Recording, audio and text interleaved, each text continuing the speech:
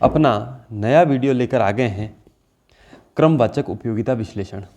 हमारा पिछला वीडियो जो कि आपने लगभग 200 लोगों ने देखा है उसको, और बहुत सारे लोगों ने हमारे YouTube चैनल को सब्सक्राइब भी किया है। मैं आपसे वापस रिक्वेस्ट करता हूं कि हमारे YouTube चैनल को सब्सक्राइब करें। ये हिंदी माध्यम के बच्चों के लिए एक बहुत ही अच्छा प्लेटफॉर्म है जिसमें हम इकोनॉमिक्स के जटिल कंसेप्ट को बिल्कुल ही सरल शब्दों में आप लोगों तक पहुंचा रहे हैं। तो आज हमारा टारगेट ये है कि क्रमवाचक उपयोगिता विश्लेषण को हम समझें। देखिए, क्रमवाचक उपयोगिता विश्लेषण है क्या? मैं बोल रहा हूँ, क्रमवाचक उपयोगिता विश्लेषण यह मानता है कि उपयोगिता का गणनावाचक माप संभव नहीं है। मैं आपको रिकॉल करवाऊँ तो उपयोगिता का जो गणनावाचक माप था, मार्शल ने जो दिया था, वो ये बोलता है कि किसी भी वस्तु के उपभोग से हमें जो यूटिलिटी प्राप्त होती है उसे हम गणनावाचक संख्याओं में बता सकते हैं। जैसे कि यदि हम कोई वस्तु ए का उपभोग करते हैं या फिर एप्पल खाते हैं तो हम ये बता सकते हैं कि उससे हमें 50 यूटिलिटी मिल रही है, लेकिन रियल में ऐसा पॉसिबल नहीं है। अर्थात हम यह नहीं बता सकते कि ए वस्तु के उपभोग से हमें 10 उपयोगिता प्राप्त हो रही है। मतलब ये चीज़ जो है वो ये है कि हम केवल महसूस कर सकते हैं कि एक एप्पल को खाने से हमें कितनी संतुष्टि मिल रही है, लेकिन हम उसे अंकों में तो नहीं बता सकते। तो इसकी क्रिटिसिज्म को प्रोफेसर जे.आर. हिक्स ने उठाया और ये सिद्धांत दिया, क्रमवाचक उपयोगिता विश्लेषण। इसके अंदर यह है कि उपभोक्ता यह बतला सकता है कि कौन सी वस्तु अधिक या कौन सी वस्तु कम संतुष्टि प्रदान कर रही है। अर्थात उपभोक्ता विभिन्न वस्तुओं को क्रम प्रदान कर सकता है। मतलब हम एक रैंक दे सकते हैं कि जैसे ए, बी और सी 3 वस्तुएं हैं, तो हम बता सकते हैं कि सबसे ज़्यादा संतुष्टि हमको बी दे रही है, उसके बाद संतुष्टि ए दे रही है। जैसे 2 वस्तुएं हमारे पास है, ए व बी, तो कोई भी उपभोक्ता यह बता सकता है कि A is prefer than B. ये जो निशान है उसको हम बोलेंगे प्रीफेयर, पसंद करता है, PREFER, पसंद करता है। तो क्या बोल रहा है, A is prefer than B, then हम कह सकते हैं कि ए अधिक संतुष्टि दे रही है बी से। बी इज़ प्रीफर्ड ओवर ए, तो बी अधिक संतुष्टि दे रही है ए से। इसी तरह से ए इंडिफरेंट बिटवीन बी, मतलब उदासीन है, तो ए व बी समान संतुष्टि दे रही है, अतः उपभोक्ता उनके बीच में उदासीन है। तो हम कुल मिला के ये बोल सकते हैं कि मार्शल का जो सिद्धांत था गणनावाचक विश्लेषण, उसके अंदर कोई उपभोक्ता किसी वस्तु के उपभोग से जो उपयोगिता प्राप्त हो रही थी उसको वो गणनावाचक संख्याओं में बता सकता है। अर्थात वो ये बता सकता है कि ए वस्तु के उपभोग से उसे 50 यूटिलिटी मिल रही है। लेकिन ये सब आप लोग भी जानते हैं कि उपयोगिता को केवल महसूस किया जा सकता है। किसी वस्तु के उपभोग से हमें जो संतुष्टि प्राप्त हो रही है उसे हम संख्याओं में नहीं बता सकते, पर हम ये जरूर कर सकते हैं कि यदि हम 3 वस्तुओं का उपभोग कर रहे हैं तो हम ये बता सकते हैं कि सबसे ज़्यादा संतुष्टि कौन सी वस्तु दे रही है, उसके बाद कौन सी वस्तु है, और उसके बाद कौन सी वस्तु हमें संतुष्टि दे रही है। जैसा कि मैंने आपको इस 2 वस्तुओं वाले एग्जाम्पल में बताया, A is preferred over B, तो क्या हो रहा है, ए अधिक संतुष्टि दे रही है बी से। B is preferred over A, then B अधिक संतुष्टि दे रही है ए से। और ए और बी के बीच में वो उदासीन है, इसको बोलते हैं उदासीन। उदासीन क्यों है? क्योंकि ए और बी दोनों समान संतुष्टि दे रही है। तो ये एक सिंपल सा कंसेप्ट मैंने आपको समझा दिया कि क्रमवाचक उपयोगिता विश्लेषण होता क्या है। क्रमवाचक उपयोगिता विश्लेषण का मतलब यही है कि कोई भी उपभोक्ता उसके पास जो वस्तुएं उपलब्ध है जिनका वो उपभोग करता है उन्हें क्रम दे करके रखता है यूटिलिटी के अकॉर्डिंग। वो ये नहीं बता सकता कि ए के उपभोग से उसे 50 यूटिल्स मिल रहे हैं, बी के उपभोग से उसे 100 उपयोगिता मिल रही है, ऐसा नहीं है। वो उन्हें रैंक दे सकता है। रैंक मतलब क्रम दे सकता है कि सर्वाधिक संतुष्टि दे रही है ए, उसके बाद दे रही है बी, उसके बाद दे रही है सी। तो क्रमवाचक विश्लेषण का मतलब यही हुआ कि उपभोक्ता उन्हें रैंक दे सकता है। आगे बढ़ते हैं। किसी अनाधिमान वक्र पर सभी बिंदु प्रदान करते हैं। अगर ऐसा क्वेश्चन आ जाता है सीधा आपके कि कोई अनाधिमान वक्र जो आपका आईसी था, हमने पिछली क्लास में पढ़ा, उसके ऊपर जो सभी बिंदु होते हैं वो क्या प्रदान करते हैं, तो वो समान संतुष्टि देते हैं, इसीलिए उपभोक्ता उनके बीच में उदासीन रहता है। अभी हम आगे देखेंगे कि आईसी क्या होता है, किस तरह से बनता है।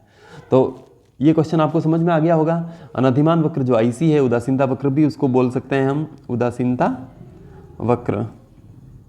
ये सबसे पहले किसने दिए थे? एजवर्थ ने दिए थे। अगर ये क्वेश्चन आ जाता है कि ये किसने दिए थे, तो ये एजवर्थ ने दिए थे और हिक्स ने इनका विकास किया। तो समान संतुष्टि प्रदान करते हैं सभी बिंदु उस पे। ठीक है, आगे बढ़ते हैं अपन। देखें, अनाधिमान वक्र की परिभाषा दीजिए। अनाधिमान वक्र दो बिंदुओं के उन विभिन्न संयोगों, आगे लेता हूं मैं पॉइंट,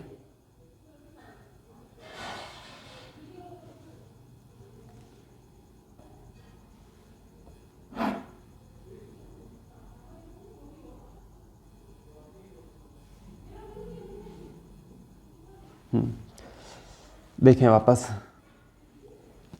अनाधिमान वक्र दो वस्तुओं के उन विभिन्न संयोगों को बताता है जो उपभोक्ता को समान संतुष्टि प्रदान करते हैं।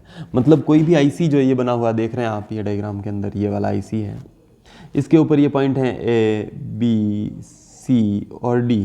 ये चारों ही पॉइंट किसी उपभोक्ता को समान संतुष्टि दे रहे हैं, इसीलिए हम इसका नाम क्या बोल रहे हैं, अनाधिमान दे रहे हैं। मतलब उपभोक्ता किसी को भी अधिमान नहीं दे सकता, सभी पॉइंट उसको समान संतुष्टि प्रदान कर रहे हैं। तो क्या बोला, अनाधिमान वक्र की परिभाषा दीजिए। आपके पास लघु उत्तरात्मक प्रश्न आ सकता है ऐसा सीधा, तो उसका आंसर क्या देंगे, अनाधिमान वक्र दो वस्तुओं के उन विभिन्न संयोगों को बताता है जो उपभोक्ता को समान संतुष्टि प्रदान करते हैं। अतः उपभोक्ता ए, बी, सी और डी, ए, बी, सी और डी, इनके बीच में उदासीन रहेगा, अतः इनका नाम उदासीनता वक्र भी है। इसीलिए हम इसको उदासीनता वक्र भी कह सकते हैं, क्योंकि इसके ऊपर जो बिंदु हैं वो सभी समान संतुष्टि प्रदान करते हैं। अब समान संतुष्टि दे रहे हैं, इसलिए उपभोक्ता उनके बीच में उदासीन रह सकता है, वो किसी को भी अधिमान नहीं देगा। तो ये क्वेश्चन भी आपको समझ में आ गया कि ऐसी होता क्या है। वापस बोल रहा हूँ, उदासीनता वक्र दो वस्तुओं के उन विभिन्न संयोगों को बताते हैं जो उपभोक्ता को समान संतुष्टि प्रदान करते हैं, अतः उपभोक्ता उनके बीच में उदासीन रहेगा। ये A point, B point, C point और डी पॉइंट, ये चारों ही पॉइंट उसको समान संतुष्टि दे रहे हैं, अतः उपभोक्ता उनके बीच में उदासीन रहेगा। अगला क्वेश्चन देखें, आईसी का दूसरा नाम क्या है। आईसी का दूसरा नाम समसंतुष्टि वक्र है या उदासीनता वक्र है। समसंतुष्टि वक्र मतलब ये जो ए पॉइंट है, ये बी पॉइंट है, ये सी पॉइंट है और ये डी पॉइंट है, चारों ही पॉइंट उपभोक्ता को समान संतुष्टि प्रदान कर रहे हैं, इसलिए इसे हम क्या नाम दे रहे हैं, समसंतुष्टि वक्र या उदासीनता वक्र। उदासीनता वक्र इसलिए कह रहे हैं कि ए, बी, सी और डी के बीच में उपभोक्ता उदासीन रहता है। उदासीन का मतलब क्या है, किसी को भी वरीयता नहीं दे रहा है, वरीयता किसी को नहीं देता है। क्यों नहीं देता है, क्योंकि सभी पॉइंट उसको समान संतुष्टि देते हैं, तो वो किसी को भी वरीयता नहीं देगा। तो ये चीज़ भी आपको समझ में आ गई होगी मेरे हिसाब से कि इसको उदासीनता वक्र क्यों कहते हैं। ये भी बात अगला क्वेश्चन जो था कि आईसी को उदासीनता वक्र क्यों कहते हैं, क्योंकि उदासीनता वक्र पर स्थित सभी बिंदु समान संतुष्टि प्रदान करते हैं, अतः उपभोक्ता इनके बीच उदासीन रहता है। ये चीज़ आपको अच्छे से समझ में आ गई।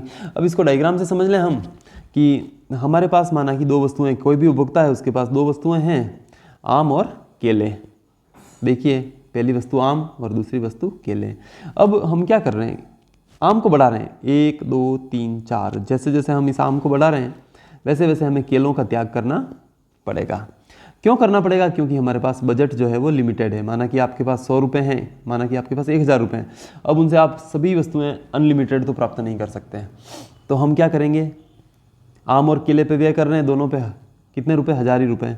तो हम क्या करेंगे, अगर हमें हमारा पैसा इस आम को बढ़ाना है, मतलब आम को क्रय करना है, तो हमें केले पर जो पैसा लगा हुआ है उसे हमें त्यागना पड़ेगा। मतलब केले को त्यागेंगे तभी हम आम खरीद पाएंगे।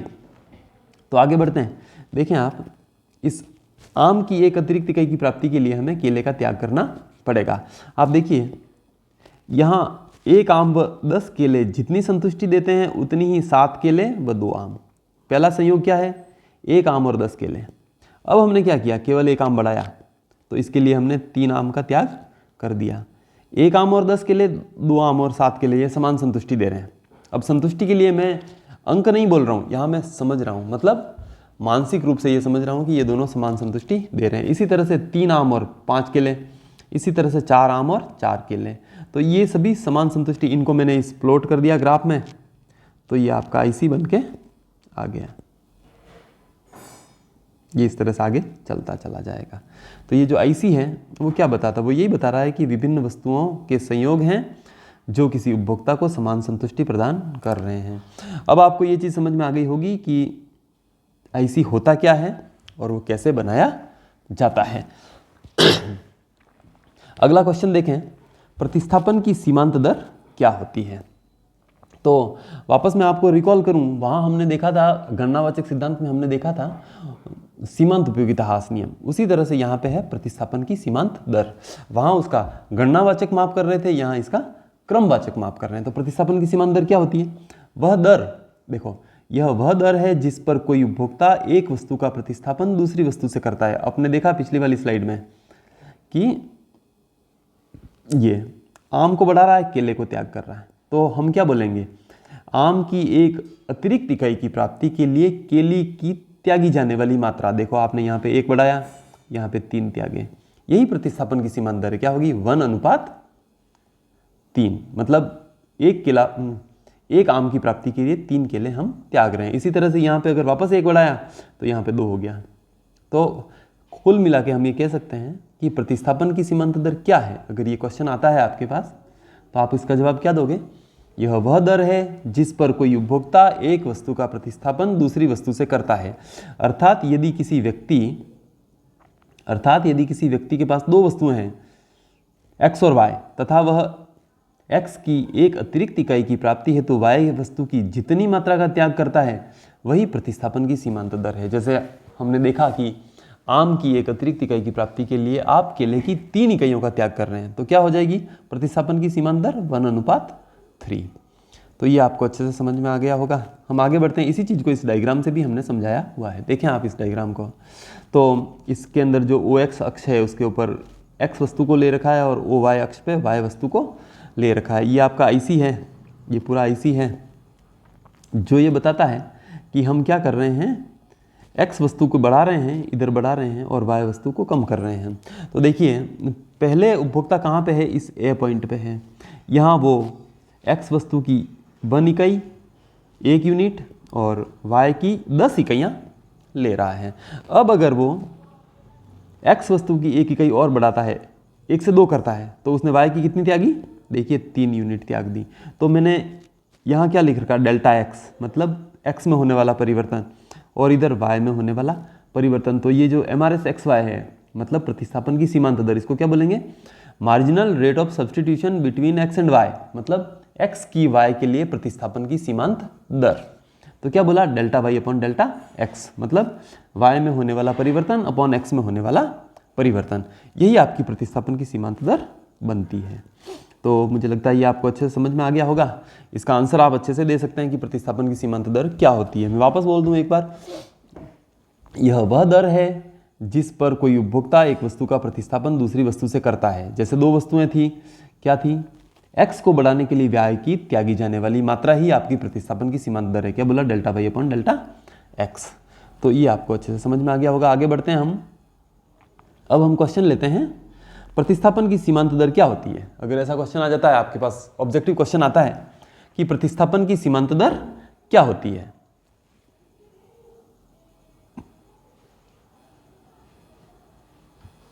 प्रतिस्थापन की सीमांत दर क्या होती है, तो हम ये बोलेंगे कि प्रतिस्थापन की सीमांत दर जो थी वो ये है कि प्रतिस्थापन की सीमांत दर हमेशा ही घटती है। ऐसा नहीं होता है कभी बढ़ेगी, अपवाद स्वरूप वो कभी बढ़ सकती है या स्थिर रह सकती है, पर सामान्यतया प्रतिस्थापन की सीमांत दर सदैव घटती है।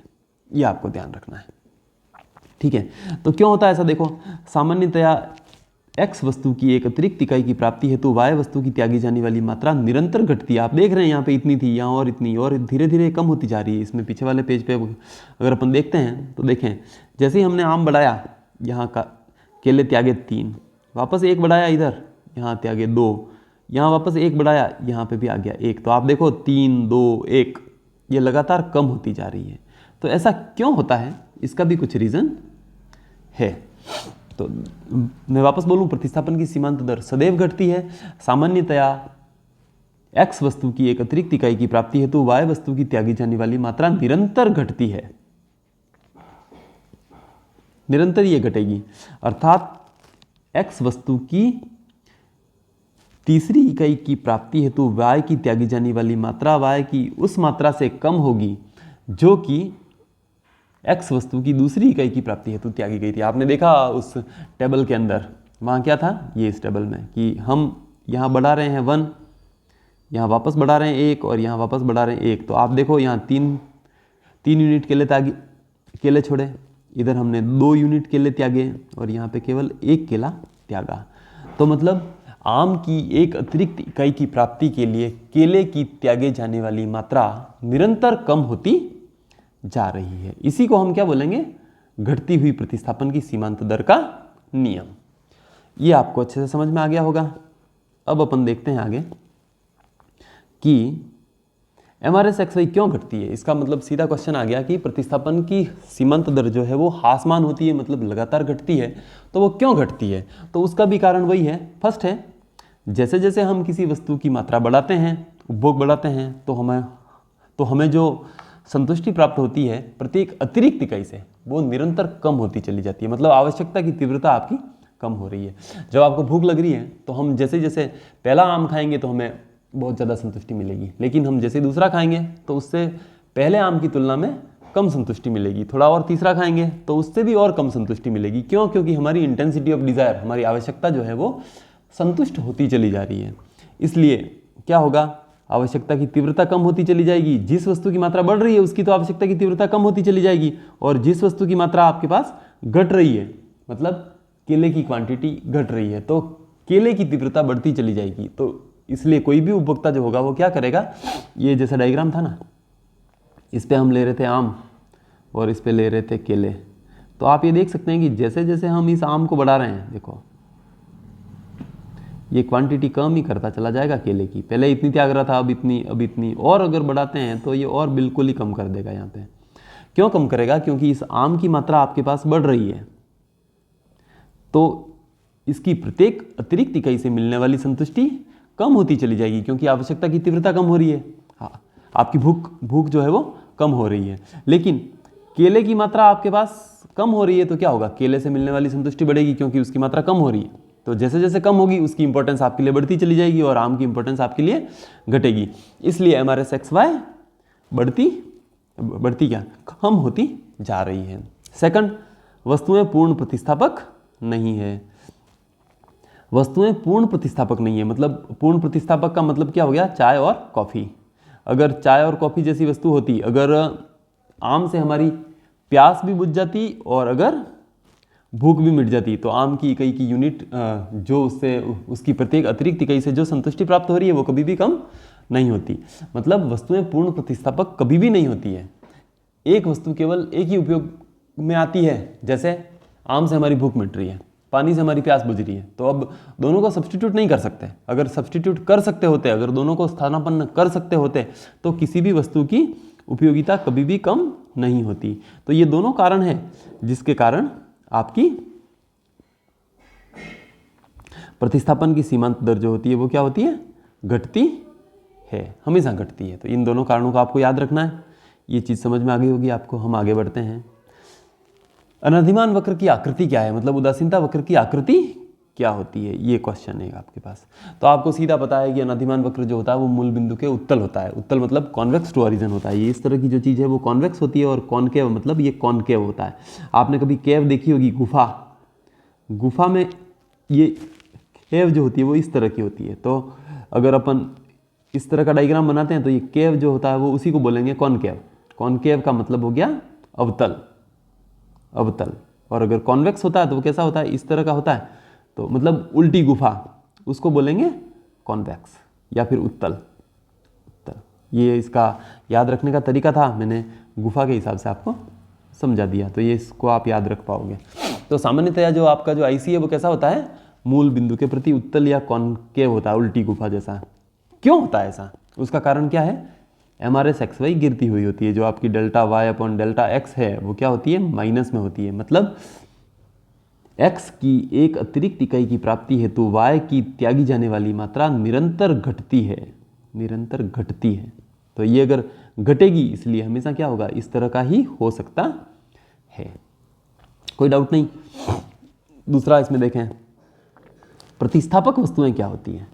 यह वह वस्तु है जो समान आवश्यकता को संतुष्ट करे। समान आवश्यकता, जैसे मुझे रिचार्ज होना है मतलब मैं थक गया हूँ, तो मैं चाय पीऊँ या कॉफ़ी पीऊँ, दोनों से मेरे को एक्स्ट्रा एनर्जी मिल जाएगी। तो चाय और कॉफ़ी क्या हो गई, सब्स्टिट्यूट गुड्स हो गई। तो चाय और कॉफ़ी के अंदर प्रतिस्थापन की सीमांत दर क्या रहेगी, ये हमेशा स्थिर रहती है। 1 कप चाय का एक्स्ट्रा पियोगे तो आपको 1 कप कॉफ़ी का छोड़ना पड़ेगा। आप देख रहे हो यहाँ पे, देखो 1 से 2 कप बढ़ाए चाय के तो इधर से 4 से 3 कप कर दिए, 2 से 3 कप बढ़ाए तो इधर 3 से 2 कर दिए, मतलब 1 कप चाय का बढ़ा रहा हूँ, 1 कप कॉफ़ी का कम कर रहा हूँ। तो यहाँ हमारे XY क्या हो गई, = 1 हो गई। ये एक बहुत महत्वपूर्ण क्वेश्चन था जो आपको मैंने समझाया कि प्रतिस्थापक वस्तुओं के अंदर प्रतिस्थापन की सीमांत दर क्या होती है, हमेशा होगी 1 या फिर स्थिर होगी। अतः यहाँ पे जो इंडिफरेंस कर्व है आपका, उदासीनता वक्र कैसा होगा, एक घिरती हुई सीधी रेखा होगा, वो इस तरह का होगा। क्यों, क्योंकि हम यहाँ है अगर 1 से 2 करते हैं तो यहाँ हमें 4 से 3 करना पड़ेगा, क्योंकि प्रतिस्थापक वस्तुएं हैं। 1 कप चाय का एक्स्ट्रा पीते हैं तो हमें 1 कप कॉफ़ी का घटाना पड़ेगा। तो ये भी चीज़ आपको समझ में आ गई होगी कि प्रतिस्थापक वस्तुएं क्या होते हैं और उसके अंदर प्रतिस्थापन की सीमांत दर कैसी होगी, स्थिर होगी, इकाई के बराबर होगी, और उसके अंदर जो इंडिफरेंस कर्व है आपका वो कैसा होगा, एक घिरती हुई सीधी रेखा जैसा होगा। आगे बढ़ते हैं अपन। एक दिष्ट अभिमान, जो मैंने आपको बताया, एक दिष्ट का मतलब क्या होता है, एक दिशा, मोनोटोनिसिटी कह सकते हैं इसको इंग्लिश में। एक दिशा में अधिमान का मतलब प्रेफरेंस, वरीयता देना, वरीयता ही आपकी, अधिमान का मतलब वरीयता है हमेशा, ये ध्यान रखना। वरीयता मतलब पसंद। मैं किसी आम को ज़्यादा पसंद करता हूँ केले से, तो मतलब क्या हो रहा है, आम को ज़्यादा वरीयता दे रहा हूँ, आम को ज़्यादा अधिमान दे रहा हूँ केले की तुलना में। तो यहाँ पे बात क्या हो रही है, एक दिष्ट अधिमान, ये आपकी बुक के अंदर है, तो मैंने उसको समझाने का प्रयास किया। देखो, यदि किसी उपभोक्ता के पास 2 वस्तु बंडल संयोग, मतलब 2 वस्तुओं के संयोग है, उसके अंदर पहले के अंदर क्या है, x1 x2 और दूसरे के अंदर y1 y2, 2 वस्तुएं हैं, x1 x2 और y1 y2। तो उपभोक्ता उस वस्तु बंडल को अधिमान देगा, मतलब प्रेफरेंस देगा, मतलब वरीयता देगा, जिसमें इन वस्तुओं में से एक वस्तु की मात्रा अधिक हो, वह दूसरे बंडल की तुलना में दूसरी की मात्रा कम ना हो। देखें, इसको उदाहरण से समझाया मैंने। यदि 2 वस्तु बंडल है, जैसे कि पहला हो गया x1, जिसमें x की 10 और y की भी 10 मात्राएं हैं, 10 इकाइयाँ हैं।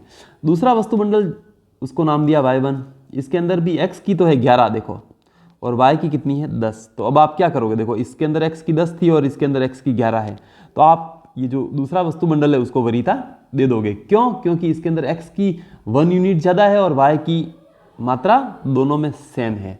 अतः उपभोक्ता y की तुलना में x1 को अधिक पसंद करेगा, क्योंकि x1 बंडल में x की 1 इकाई अधिक है, वह y की मात्रा समान है। कुल मिला के मैं ये बोल सकता हूँ कि एक दिष्ट अधिमान का मतलब ये हुआ कि कोई भी उपभोक्ता उस वस्तु बंडल को ज़्यादा अधिमान देगा जिसमें किसी एक वस्तु की मात्रा ज़्यादा हो और दूसरी वस्तु की मात्रा बराबर हो। मतलब अगर जैसे आपके पास 2 वस्तु बंडल हैं, एक के अंदर आम और केले हैं, आम और केले, देखना आप, आम है आपके पास 5 और केले हैं आपके पास 4।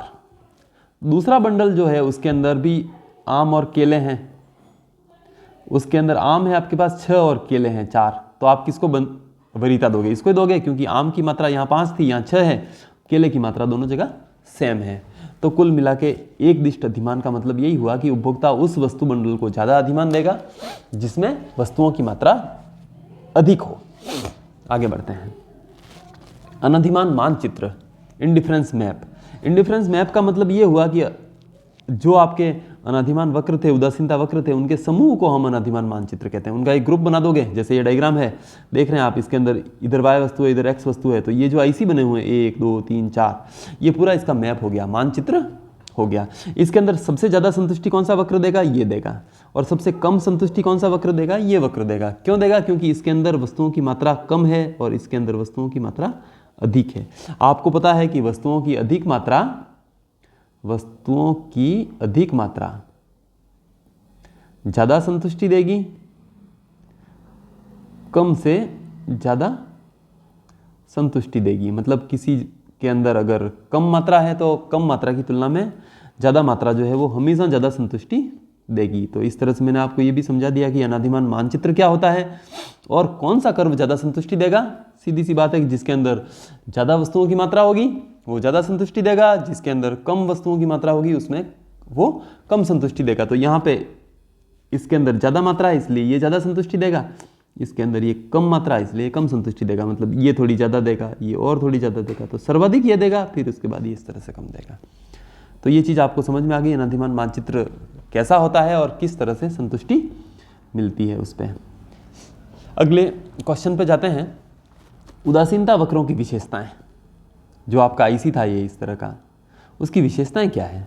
देखिए पहली विशेषता, इनका ढाल ऋणात्मक होता है। ये ऋणात्मक है, इस तरह से ऊपर से नीचे की तरफ गिर रहा है, अर्थात बाएं से दाएं नीचे की ओर ढालू होते हैं। आपकी जो बुक है एनसीईआरटी वाली, उसके अंदर गलत लिखा हुआ है कि दाएं से बाएं नीचे गिरते हुए होते हैं। ऐसा नहीं है, वो बाएं से दाएं नीचे गिरता है। इधर लेफ्ट है, ये राइट है, तो लेफ्ट से राइट नीचे गिरता हुआ है। अभी क्यों होता है ऐसा, इसका कारण एक ही है, ये लिख रखा देखो। इसका कारण क्या है, प्रतिस्थापन की सीमांत दर का ह्रासमान होता है। प्रतिस्थापन की जो सीमांत दर थी वो आपकी निरंतर कम होती जा रही है, अर्थात ये कह सकते हैं कि x की एक अतिरिक्त इकाई की प्राप्ति हेतु y की त्यागी जाने वाली मात्रा निरंतर कम होती जा रही है। आप देख रहे थे उसमें कि आम और केले दोनों थे, तो आम की एक एक इकाई को बढ़ाने के लिए हम केले का क्या कर रहे थे, त्याग कर रहे थे। कितना, पहले 10 थे, फिर 6 कर दिए, फिर 3 कर दिए, तो यहाँ 4 त्यागे, यहाँ 3 ही त्यागे, और धीरे धीरे मैं इसको कम करता चला जाऊंगा। उसका कारण क्या बताया था, पहला कारण तो ये था कि जिस वस्तु की मात्रा हम बढ़ा रहे हैं वो क्या हो रही है, उसकी इंपॉर्टेंस बढ़ती चली जा रही है, और जिसको बढ़ा रहे हैं उसकी इंपॉर्टेंस कम हो रही है, अर्थात आवश्यकता की तीव्रता आपकी कम होती चली जा रही है। और जो वस्तु आपके पास कम हो रही है उसकी इंपॉर्टेंस बढ़ती चली जा रही है, इसलिए आप उसकी मात्रा कम त्यागोगे। जो वस्तु आपके पास ज़्यादा है उसकी एक इकाई के लिए। तो मुख्य कारण इसका यही हुआ, पहला जो था कि उदासीनता वक्र जो है इनका ढाल ऋणात्मक होता है। उसका कारण जो होता है वो MRS XY आपकी marginal rate of substitution between x and y जो है वो घटती हुई होती है, घटती हुई होगी। मतलब प्रतिस्थापन की सीमांत दर जो है वो घटती हुई है, अतः इनका ढाल ऋणात्मक होता है। सेकंड विशेषता देखें अपन इसकी, तो सेकंड विशेषता क्या है, ऊंचा उदासीनता वक्र अधिक संतुष्टि प्रदान करता है। आप इसमें देख रहे हैं इस डायग्राम के अंदर कि ये जो है वो IC1 है और ये IC2 है। तो अब ये जो IC2 है वो आपको ज़्यादा संतुष्टि देगा किसी उपभोक्ता को, और IC1 है वो कम संतुष्टि देगा। उसका कारण मैंने आपको बताया कि IC2 में वस्तुओं की मात्रा अधिक है और IC1 में वस्तुओं की मात्रा कम है। जैसे ये 1 है, ये 2 है, इधर 7 है, इधर 2 है। तो जहाँ ज़्यादा मात्रा होगी वो ज़्यादा संतुष्टि देगा, और जहाँ कम मात्रा होगी वहाँ कम संतुष्टि मिलेगी। तो ये भी आपको समझ में आ गया होगा। अगला देखें, तीसरा पॉइंट, दो IC कभी भी परस्पर काट नहीं सकते हैं। दो जो उदासीनता वक्र हैं वो कभी भी आपस में एक दूसरे को काटेंगे नहीं, जैसे इस डायग्राम में बता रखा। देखो, दो उदासीनता वक्र कभी भी परस्पर काट नहीं सकते हैं, क्योंकि इसके परिणाम सही प्राप्त नहीं होते। मतलब जो हम इंटरप्रिटेशन निकालेंगे, जो इन दोनों जो आपके उदासीनता वक्र हैं दोनों दिख रहे हैं, इनसे जो हम निष्कर्ष निकालेंगे वो निष्कर्ष ही गलत निकल जाएंगे। कैसे देखना है इसको मैं समझाता हूँ इस डायग्राम में। ये एक जो है आपका IC है 1 और ये एक आपका IC2। यहाँ आप देखें एक पॉइंट है A और दूसरा पॉइंट है आपका यहाँ B और यहाँ C। अब आप देखते हैं कि IC क्या बताता। सबसे पहले ये जाएं कि कोई भी IC जो है वो ये बताएगा कि उसके ऊपर जो भी बिंदु स्थित है वो उसको समान संतुष्टि देते हैं। तो जो आपका ये IC1 है इसके ऊपर कौन से पॉइंट हैं, इसके ऊपर है A और B, ये दोनों पॉइंट समान संतुष्टि देंगे, A और ये B। इसी तरह से अगर ये जो IC है आपका IC2, इस पे क्या होगा, A और C पॉइंट जो है वो समान संतुष्टि देंगे। अब आप देख लो A = C है और इसी तरह से A = B है, तो हमेशा B = C होगा, B भी समान संतुष्टि देगा। लेकिन ऐसा नहीं होगा। ऐसा इसलिए नहीं होगा कि यदि हम इस डायग्राम को देखें तो इस डायग्राम को देखने के बाद हमको ये महसूस होगा, वापस बनाता हूं मैं, देखो ये आपका IC, थोड़ा सही बनाता हूँ, ये आपका IC और दूसरा आपका IC, ये IC2, ये यहाँ काट रहे हैं पॉइंट A पे, यहाँ पॉइंट B है और यहाँ पॉइंट C है। तो क्या महसूस हुआ, A = B महसूस हुआ एक तो, और दूसरी चीज़ B = C हुई, क्योंकि B इज इक्वल टू सी, और तीसरी चीज़ क्या होगी, A इज इक्वल टू सी। आपने देखा ये पॉइंट और ये पॉइंट संतुष्टि समान दे रहे हैं, इसी तरह से ये पॉइंट और ये पॉइंट भी समान संतुष्टि दे रहे हैं, इसलिए हमने क्या कर दिया, B is equal to C भी मान लिया, क्योंकि यहाँ देख रहे हो A is equal to B है, इसी तरह से A is equal to C है, तो B और C बराबर होंगे तभी दोनों समान हो सकते हैं। लेकिन ऐसा नहीं है, इसमें देखिए आप y की जो क्वांटिटी है वो कितनी है, यहाँ पे इतनी है, और यहाँ पे y की क्वांटिटी कितनी है, यहाँ 1 है, माना कि यहाँ 2 है। तो आप देख रहे हैं कि ज़्यादा मात्रा जो होगी वो कम मात्रा की तुलना में हमेशा ज़्यादा संतुष्टि देगी, ऐसा हम पहले मान के आए हैं। तो कभी भी B और C समान संतुष्टि नहीं देंगे, जबकि यहाँ अगर दोनों परस्पर काट रहे हैं IC तो ये समान संतुष्टि दे रहे हैं, ऐसा बता रहा है, जबकि ऐसा होगा नहीं। मतलब कुल मिला के अगर दो IC आपस में काट लेते हैं तो उसके निष्कर्ष गलत निकल जाते हैं, इसलिए कभी भी ये दोनों जो IC होते हैं वो कभी काटते नहीं हैं। वापस बोल रहा हूँ मैं, देखना यहाँ क्या कंडीशन थी, जो आपका IC 1 था उसके ऊपर 2 पॉइंट हैं A is equal to B, क्योंकि जो पॉइंट हैं A और B ये दोनों समान संतुष्टि दे रहे हैं, इसलिए मैंने इन दोनों को समान मान लिया। इसी तरह से IC 2 पे क्या है, A और C, तो दोनों समान संतुष्टि देंगे। अब आप देख रहे हो कि A जो है वो B के बराबर भी है और A जो है वो C के बराबर भी है, तो B is equal to C हो जाएगा। अब आप देखोगे B और C में, तो B is equal to C हो ही नहीं सकता किसी हालत में। क्यों? क्योंकि B में Y की मात्रा कम है, C में Y की मात्रा ज़्यादा है, और आपको पता है कि ज़्यादा मात्रा हमेशा कम मात्रा की तुलना में अधिक संतुष्टि देती है, इसलिए दोनों भी कभी भी दो IC आपस में काट नहीं सकते। आगे बढ़ते हैं, लास्ट इसी को समझा रखा मैंने। चित्र में दोनों IC बिंदु A पर काट रहे हैं, ठीक है, क्योंकि एक उदासीनता वक्र पर स्थित सभी बिंदु समान संतुष्टि को बताते हैं, अतः IC 1 पर स्थित A व B बिंदु समान संतुष्टि को बताएंगे, वही A व C बिंदु जो कि IC 2 पर हैं वहाँ पे भी वो समान संतुष्टि को बताएंगे। पर यदि ध्यान से देखें तो C संयोग में Y की मात्रा B संयोग की तुलना में अधिक है, अतः C संयोग B की तुलना में ज़्यादा संतुष्टि देगा। पर यदि ये दोनों वक्र परस्पर काटते हैं तो क्या हो जाएगा, देखो A is equal to B, B is equal to C, तो A is equal to C होगा, जो कि गलत होगा। तो कुल मिला के हम ये कह सकते हैं कि दो IC कभी भी आपस में काट नहीं सकते। वापस इनकी विशेषताओं को देख लें तो पहली विशेषता क्या थी, उदासीनता वक्र का ढाल जो होता है वो ऋणात्मक होता है, या इसको कह सकते हैं मूल बिंदु के उत्तल, मूल बिंदु के उत्तल भी कह सकते हैं, कॉन्वेक्स टू ओरिजिन, सेम बात है। क्यों होते हैं? क्योंकि इनकी प्रतिस्थापन की सीमांत दर जो होती है वो आसमान होती है। दूसरी विशेषता क्या है, higher IC will gives higher utility, मतलब कोई भी अगर ऊंचा उदासीनता वक्र होगा तो वो ज़्यादा संतुष्टि देगा, नीचा वक्र नीची संतुष्टि देगा, क्योंकि उनमें वस्तुओं की मात्रा कम होगी नीचे वक्र में और हायर में ज़्यादा होगी। इसी तरह से दो IC वक्र कभी परस्पर काट नहीं सकते, ये यहाँ काटते हुए बताया मैंने इस A पॉइंट पे।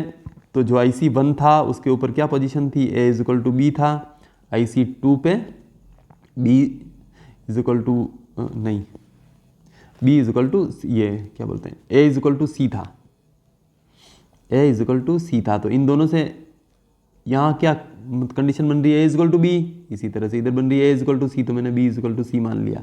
लेकिन आप अगर डायग्राम को देखोगे तो B में Y की मात्रा कम है, C में Y की मात्रा ज़्यादा है, इसलिए C जो संयोग है वो ज़्यादा संतुष्टि देगा B की तुलना में। अतः कभी भी ये वक्र आपस में काट नहीं सकते, क्योंकि इससे निष्कर्ष गलत निकल जाते हैं।